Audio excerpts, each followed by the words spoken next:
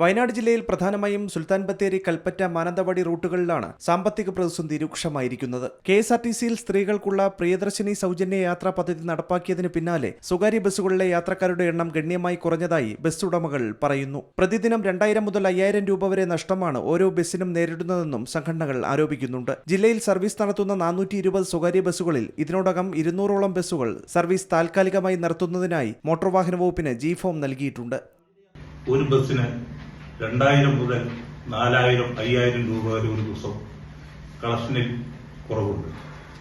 ഈ കുറവ് നികത്താൻ സർക്കാർ വേറൊരു മാർഗവും നമുക്ക് തന്നിട്ടില്ല. അപ്പോൾ നിലവിൽ ഇത്ര ഭീമമായ തുക നഷ്ടപ്പെടുത്തിക്കൊണ്ട് സർവീസ് നടത്താൻ നമുക്ക് സാഹചര്യമില്ലാത്തതുകൊണ്ട് ഇപ്പോൾ ഇത് ചെയ്യുന്നതെന്ന് വെച്ചിട്ടുണ്ടെങ്കിൽ ഉടമകൾ G-ഫോം കൊടുക്കുകയാണ്. G-ഫോം കൊടുക്കുക എന്ന് പറഞ്ഞാൽ നിലവിൽ നമുക്ക് ലാഭകരമായി സർവീസ് നടത്താൻ കഴിയാത്തത് മൂലം സ്റ്റോപ്പേജ് കൊടുക്കുന്നതാണ് G-ഫോം. ആ G-ഫോം പ്രകാരം എല്ലാ ഉടമകളും G-ഫോം കൊടുത്തുകൊണ്ട് ഈ സമരത്തിൽ സ്വയം സമരത്തിന്റെ ഭാഗമാവുകയാണ്. ഓഗസ്റ്റ് 1 മുതലാണ് ഈ സമരം ആരംഭിക്കുന്നത്.